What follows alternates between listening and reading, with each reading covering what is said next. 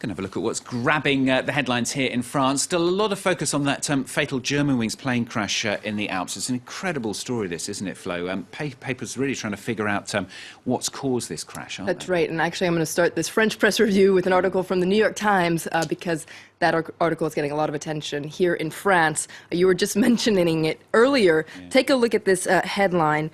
It says that actually one of the pilots was locked out of the cockpit before the crash. Now, the New York Times quotes an investigator, a senior military official who's involved in the investigation.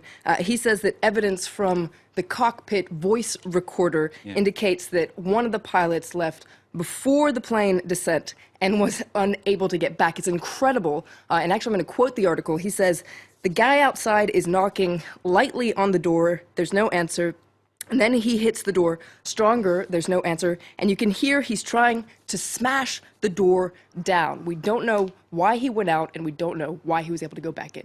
And wasn't able to go back in." Yeah, and Le Monde picking up on this article as well. That's right. It's really an incredible detail that gives some insight into the circumstances, but also it really leaves a lot of questions unanswered, and that's what Le Monde says. Why did he leave? Why couldn't he get back in? The mystery remains for now.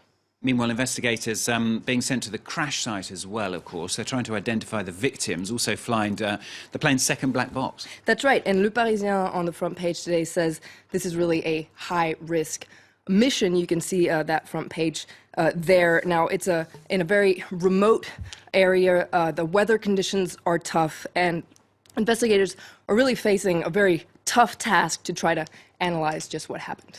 Another big story in the papers today, something completely different. Unemployment, just mentioned it in business. Yesterday, the figures for February, they were published. Things not looking that good, are they? That's right. Now, job seekers increased in February. You can read about it in La Croix here after a drop in January. So really bad news for the government. Les Echos is also focusing on this. This is a major challenge for the president. He's facing an economy that's recovering without job creation. So that's kind of the aim of the game of job recovery. But the Prime Minister, Manuel Valls, is very confident. You can read about that in L'Opinion. Yesterday, he promised that France will do much better than a 1% growth in 2015.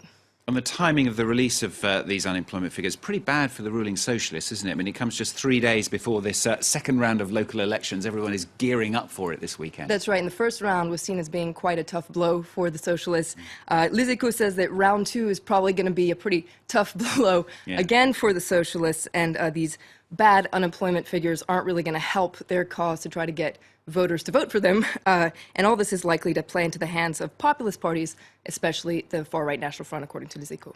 And the National Front going to be present in 225, in fact, so-called three-way contests on Sunday, which is much more than was forecast. That's right. These are called triangulaires in France. It's a little bit complicated. I'll try to walk you through it because traditionally socialists and voters from the UMP have applied something called the Front Républicain. This is basically an electoral pact to block the National Front. Essentially, a socialist candidate will tell all its voters to vote for the UMP and vice versa to block the National Front. Well, according to a poll in Le Figaro today that you can see here, a majority of voters on the right and a majority of voters on the left aren't going to stick to this pact.